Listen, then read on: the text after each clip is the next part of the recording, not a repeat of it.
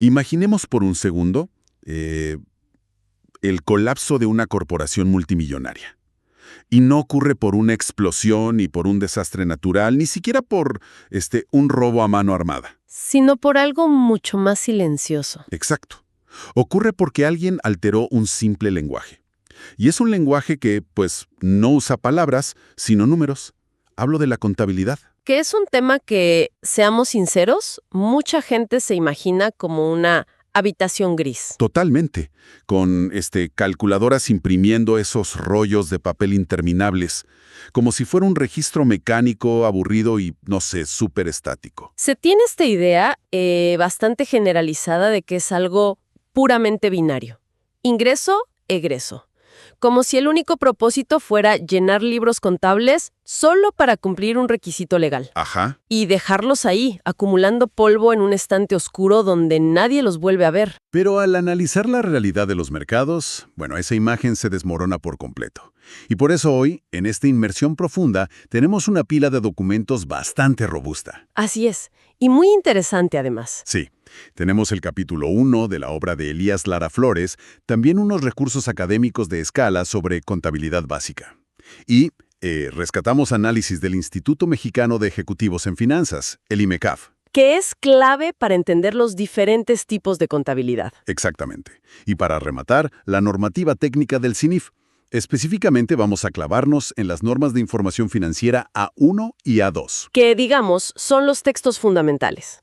Son los que dictan cómo se construye realmente la información en el mundo de los negocios. Así que la misión de hoy, para quienes nos escuchan, es decodificar este sistema. A ver, entender por qué se le llama el lenguaje universal de los negocios, quién realmente usa esta información y cómo funciona esa regla de oro que mantiene todo en un equilibrio matemático.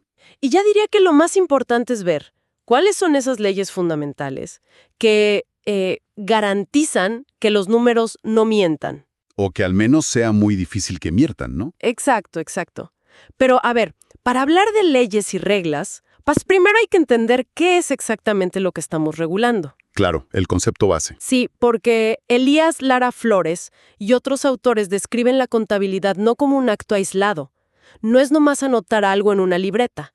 Es un sistema de información con un ciclo vital. A ver, desempacamos ese ciclo. Pues este sistema primero identifica las operaciones económicas, luego las registra, las clasifica, las resume y finalmente las interpreta. O sea, lleva todo un proceso. Totalmente. Y si omites uno solo de estos pasos, el sistema colapsa. El objetivo, y esto es vital, no es tener datos ahí almacenados, sino proveer información útil para tomar decisiones críticas. O sea, el dato en bruto no sirve absolutamente de nada si no se procesa. Y esto me lleva a pensar en una analogía. A ver, cuéntame. Imagínate un reloj inteligente. Uno de esos smartwatches que usan los atletas de alto rendimiento. Ajá, los que miden todo. Exacto. El reloj capta la frecuencia cardíaca, los pasos, el nivel de oxígeno en la sangre.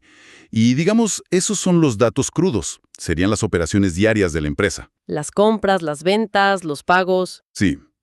Pero el reloj procesa todo eso y te muestra gráficas de rendimiento, que en el mundo de los negocios vendrían siendo pues los estados financieros. Me encanta esa comparación, porque además esas gráficas tienen audiencias muy distintas. Y esto encaja perfecto con lo que expone el documento del IMECAF. A ver, ¿cómo se divide ahí la audiencia? Pues el sistema tiene una doble vertiente.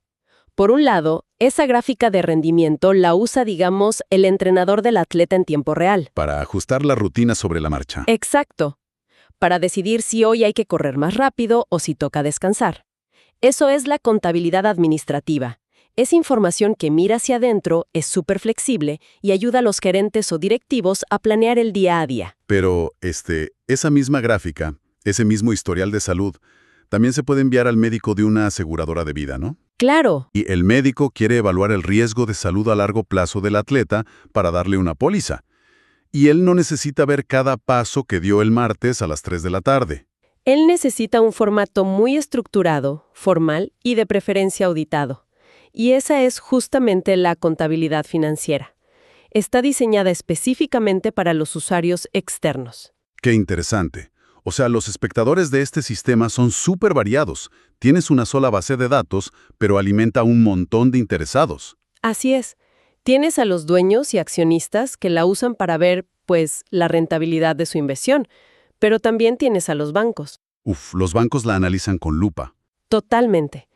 Ellos revisan eso para decidir si la empresa tiene la solidez necesaria para, digamos, soltarles un crédito millonario. Y no solo ellos. Los proveedores también miran estos datos antes de mandar un camión lleno de mercancía a crédito. Y bueno, por supuesto, el fisco.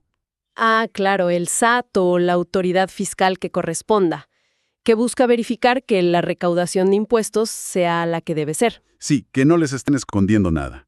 E incluso, y esto me llamó la atención de los textos, los propios trabajadores de la empresa dependen de esta información. Sí, para tener certeza sobre la estabilidad de su empleo o, bueno, para el cálculo del pago de utilidades a fin de año. Oye, pero aquí me surge un conflicto lógico. A ver, Porque si lo piensas, un banco busca minimizar riesgos, un dueño busca maximizar ganancias y el fisco busca cobrar impuestos. Son intereses que van para lados completamente opuestos. completamente. Entonces, ¿cómo es posible que un solo conjunto de estados financieros deje felices a entidades con agendas tan distintas? Porque, digo, el contador no puede hacer un reporte especial, a la medida para cada persona. No, y si lo hiciera sería un caos y probablemente ilegal en muchos sentidos.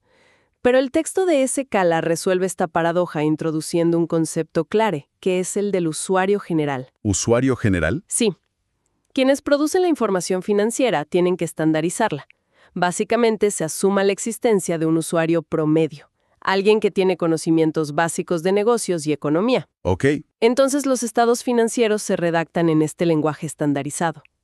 La idea es que cualquier ente económico, ya sea actual o potencial, pueda leerlos y extraer exactamente la información que necesita para sus propios fines. Entendido.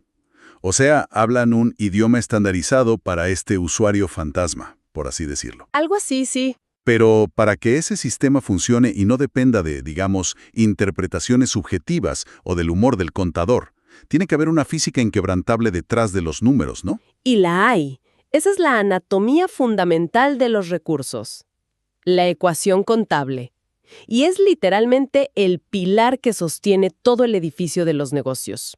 Activo es igual a pasivo más capital contable. A es igual a P más C. Es literal la balanza de los negocios. Sí, Y según Elías Lara Flores, esta ecuación siempre, sin ninguna excepción, debe mantenerse en un equilibrio aritmético perfecto. así es.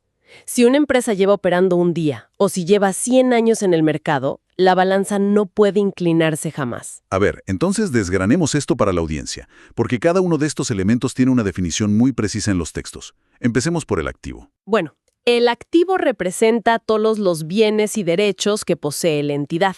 Pero ojo aquí, la clave es que deben generar beneficios económicos futuros. O sea, no es solo tener cosas por tener. Exacto.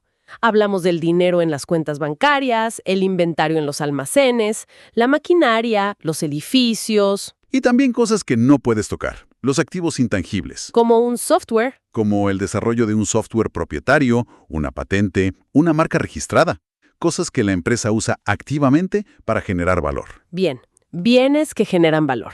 Por el otro lado de la balanza, Tenemos el pasivo. que son las obligaciones presentes, deudas que son virtualmente ineludibles. Lo que debes. Básicamente, préstamos bancarios, facturas que le debes a tus proveedores, los impuestos pendientes de pago. En términos simples, el pasivo te muestra qué porcentaje de los activos totales de la empresa fue financiado con dinero de terceros. Ok. Y lo que queda, el tercer elemento de la fórmula, es el capital contable, que, conceptualmente, es el valor residual de los activos una vez que ya le dedujiste todos los pasivos. Es el valor neto real que le pertenece a los dueños o a los accionistas. Oye, y Scala hace una disección bien interesante de la palabra capital, porque en el día a día la gente usa la palabra capital para todo y genera mucha confusión. Uf, muchísima. Scala lo aclara muy bien. Ellos dicen, a ver, existe el capital económico, que son simplemente los bienes físicos o las herramientas para producir. Un tractor, por ejemplo. Un tractor. Luego está el capital financiero, que es el dinero que tú inviertes en un instrumento buscando generar una renta o un interés. como meter dinero a CETES o a un fondo. Exactamente. Pero el capital contable es estrictamente esta diferencia matemática de la que hablamos. Tus activos menos tus pasivos. No es dinero en efectivo guardado en una caja fuerte. Para visualizar esto sin tanta jerga técnica y para aterrizarlo, imagínate la compra de una casa. Perfecto, el mejor ejemplo. Digamos que alguien compra una propiedad de 5 millones de pesos. Esa casa física es el activo, es el bien que va a generar un beneficio, que pues en este caso es tener donde vivir o ganar plusvalía en unos años. Ajá. Pero para comprarla, esta persona no tenía los 5 millones en la bolsa. Pidió un crédito hipotecario de 2 millones. Ese es el pasivo, la obligación legal con el banco. Entonces, por pura matemática básica, el capital contable de esta persona sobre esa propiedad son los 3 millones que pagó de enganche o que ya liquidó. Exacto. 5 millones de activo equivale a 2 millones de pasivo más 3 millones de capital. A es igual a P más C. La ecuación cuadra a la perfección. Y fíjate que esto plantea una duda muy común en quienes están aprendiendo a leer estos números. ¿Cuál? Al ver la ecuación, es facilísimo caer en una trampa psicológica y pensar, bueno, el activo es algo que tengo, entonces es positivo, el capital es lo que realmente es mío, así que es positivo. Pero el pasivo es deuda. Exacto. Entonces la gente asume que el pasivo es el villano de la historia, algo inherentemente malo. Es que es un sesgo súper arraigado, ¿no? Nos enseñan a odiar las deudas. Totalmente.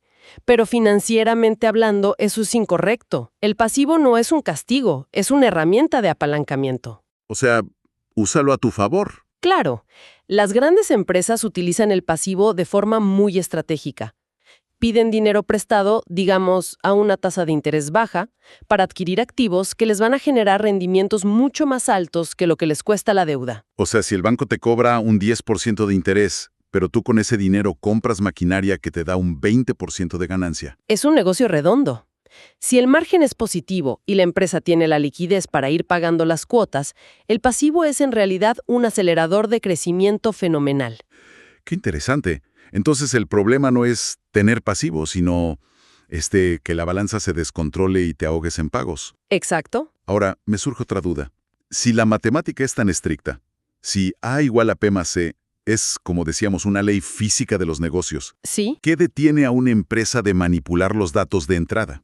O sea, si una empresa quiere que su capital parezca enorme, no sé, para engañar a un inversionista, pues simplemente podría inflar el valor de sus activos o esconder sus pasivos bajo la alfombra. Con contratos engañosos o movidas raras. Exacto. ¿Quién regula que no mientan en lo que meten a la ecuación? Y viste en el clavo, porque ese fue históricamente uno de los mayores dolores de cabeza en el mundo financiero corporativo. Me imagino. La matemática puede ser perfecta, claro, pero si la información que tú alimentas al sistema es falsa, pues la ecuación no sirve de absolutamente nada. Basura entra, basura sale. Claro. Y es por eso que se tuvo que redactar, digamos, una constitución contable, un marco de reglas muy riguroso que bloquea esas trampas interpretativas. Y aquí es donde entramos a los dominios del CNIF y la famosa NIF A2, las leyes de la realidad económica. Así es.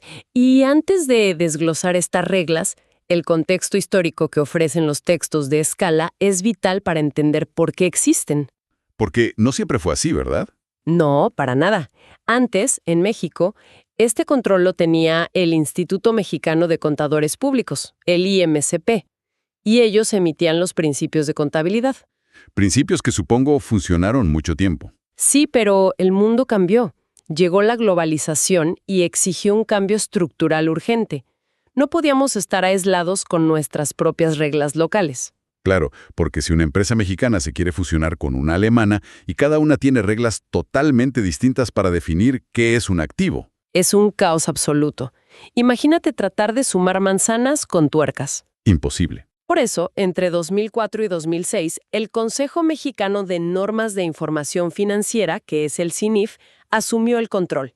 Y su gran objetivo no era solo actualizar términos, sino armonizar la normativa local con el entorno internacional, con las famosas normas IFRS. La comparabilidad global era la urgencia número 1. Exactamente. Y el corazón palpitante de toda esta actualización son los 8 postulados básicos de la NIF A2. Que ojo aquí, y esto es muy importante, no son sugerencias filosóficas o buenas intenciones. No, no son opcionales. Son las reglas duras que vinculan el sistema cerrado y matemático de la contabilidad con el caos del mundo real. Y para no verlos como una simple lista aburrida del 1 al 8, los podemos agrupar por el tipo de problema que resuelven en la vida real. Me gusta esa idea.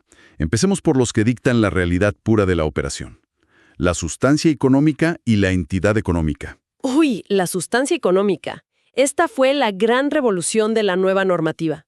Básicamente obliga a que la esencia económica de una transacción prevalezca siempre sobre su forma jurídica. Y esto es fascinante porque, esto ataca directamente la trampa de los contratos engañosos que mencionábamos antes. Directamente a la yugular. O sea, si la esencia económica manda sobre la forma legal, entonces un papel notariado o una factura impecable ya no bastan para camuflar la realidad. Exacto.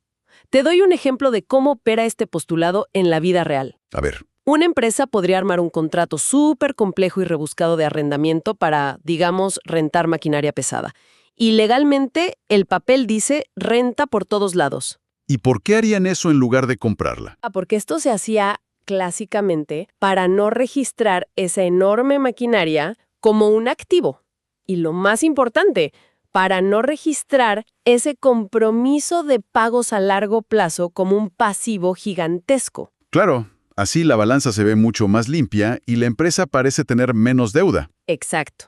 Pero entra la regla de sustancia económica y frena esto en seco. Le dice al contador, a ver, analiza el fondo de la situación. ¿Quién tiene realmente el control de la máquina? Exactamente.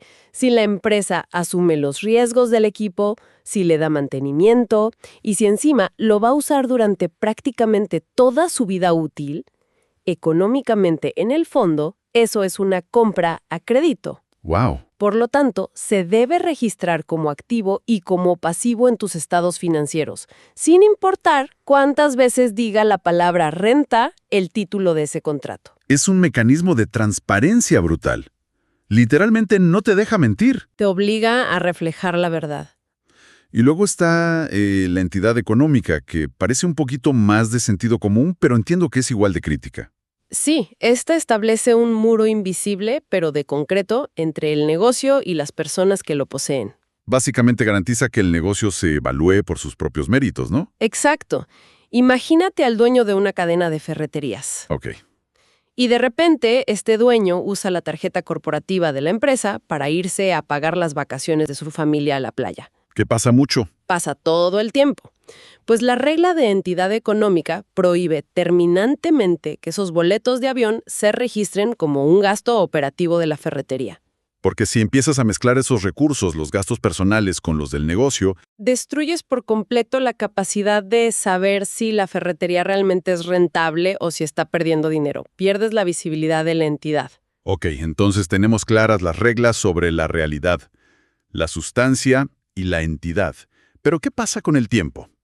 Esa es otra dimensión fundamental. Porque las empresas no abren un lunes y cierran un martes. Operan a lo largo de los años. Ahí es donde entran los postulados que manejan la temporalidad. ¿Cómo congelas los momentos contables? El primero de este grupo temporal es el de negocio en marcha.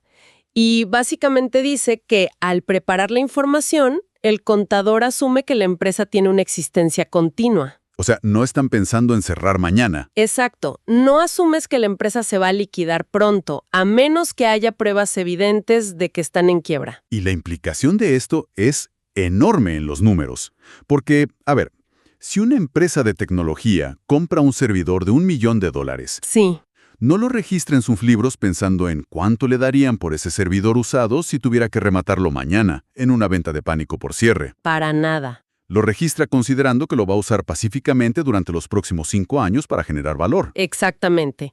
A menos que haya pruebas de una quiebra inminente, la contabilidad siempre asume un futuro. Y esto nos conecta con el siguiente postulado de tiempo, que personalmente creo que es quizá el más importante para medir el desempeño real. ¿Cuál es ese? La devengación contable, que en la normativa antigua se le conocía como el principio de realización. Ah, sí. Este requiere un análisis profundo porque va contra la intuición de mucha gente. Totalmente. La regla dice palabras más, palabras menos, que los efectos de las transacciones se tienen que reconocer contablemente en el momento exacto en el que ocurren. Ojo aquí. independientemente de cuándo el dinero cambie de manos. Eso. Las transacciones se separan por completo de los flujos de efectivo. Sí, te doy un escenario clásico. Una consultora trabaja meses y entrega un proyecto enorme en noviembre. En ese momento emite la factura al cliente. ¿Ok? El trabajo ya se hizo. Exacto. El ingreso se debe reconocer en noviembre, porque ahí ocurrió el esfuerzo económico. Ahí se generó el derecho de cobro. Pero, y aquí es donde la gente se confunde, no importa si el cliente es pésimo para pagar y te deposita el dinero hasta marzo del siguiente año. No importa. El ingreso es de noviembre. Si no existiera la devengación contable, imagínate el nivel de manipulación que habría. Sería gigantesco. Una empresa que, por ejemplo, está perdiendo muchísimo dinero en diciembre, podría simplemente esconder sus deudas. Claro, diciendo, como no le voy a pagar a mis proveedores hasta enero, pues no anoto el gasto en diciembre. Exacto. Y en papel, mágicamente, diciembre parecería un mes sin gastos y sumamente rentable. La devengación cierra esa trampa por completo. Te obliga a registrar la deuda y el gasto en diciembre, que es cuando realmente consumiste el recurso. La luz, los materiales, el esfuerzo. ¡Qué buena regla! Y supongo que esa lógica conecta directamente con el siguiente postulado, el de asociación de costos y gastos con ingresos. Que muchos conocen como el principio de enfrentamiento, o matching principle en inglés. Ese mismo. La idea de que los costos que tú incurres los tienes que registrar en el mismo periodo en que estás reconociendo el ingreso que te ayudaron a generar. Tienen que ir de la mano. Como uña y mugre. Piensa en una fábrica de muebles de madera. Ok, Esta fábrica gasta muchísima madera, pegamento y salarios de carpinteros para construir 100 mesas de comedor en el mes de octubre. pero supongamos que no las venden luego. Las tienen guardadas y las venden hasta diciembre. Exacto. La empresa no puede registrar todo ese gasto inmenso en octubre y dejar el ingreso de la venta aislado hasta diciembre. Porque si haces eso, octubre se vería como un mes catastrófico, de pura pérdida, y diciembre se vería como un mes mágico, de pura ganancia limpia. Y los números no estarían contando la historia real del negocio. Totalmente. Por eso, el costo de hacer esas mesas tiene que emparejarse y registrarse en el estado de resultados en el mismo momento exacto en que ocurre la venta, en diciembre. Así obtienes la utilidad real de cada operación. Oye, esto es como un rompecabezas donde cada pieza tiene su momento exacto. Y su valor exacto, que es lo que nos lleva al tercer grupo de reglas. Los postulados que aseguran que el sistema se pueda, medir y comparar a lo largo del tiempo de manera objetiva. Ahí hablamos de evaluación, dualidad económica y consistencia. Así es, empezando por la evaluación, que básicamente viene a erradicar cualquier tipo de ambigüedad. Exige que todo efecto financiero se traduzca a términos monetarios. O sea, se elimina la economía de trueque en los libros corporativos. Completamente. No puedes poner en tu balance general oficial que tu empresa es dueña de, digamos, 5 tractores verdes y 3 hectáreas de terreno fértil. Porque eso no se puede sumar con los pesos que tienes en el banco. Ya sea basado en lo que te costó originalmente o, en algunos casos específicos, en su valor razonable actual en el mercado. Y bueno, luego está la dualidad económica, que, por lo que entiendo de los textos, no es otra cosa que el respaldo teórico de la ecuación A igual a P más C que discutimos al principio. Sí, es la formalización de la balanza. Significa que toda fuente de recursos, ya sea dinero propio de los socios o dinero ajeno de un préstamo, tiene una aplicación o un destino específico dentro de la empresa. A todo cargo le corresponde un abono, la física inquebrantable que decíamos. Así es. Y finalmente nos queda el último postulado, que es el pegamento de la historia a largo plazo, la consistencia. La consistencia. A ver, cuéntanos de esta. Es el postulado que permite que la información de hoy te sirva para compararla en el futuro. Establece que operaciones similares deben recibir el mismo tratamiento contable a lo largo del tiempo. A menos que cambie la esencia económica de la operación, supongo. Exacto. La consistencia es lo que defiende, digamos, la memoria histórica de la empresa. Claro, porque imagínate que una compañía usa un método súper específico para medir cuánto vale el inventario que entra y sale de sus bodegas este año. Sí. No puedes simplemente decir el mes que entra, ¿sabes qué? Vamos a cambiar de fórmula matemática porque con el método nuevo las ganancias se ven más bonitas para el reporte trimestral. Hacer eso es un pecado capital, porque destruirías por completo la comparabilidad.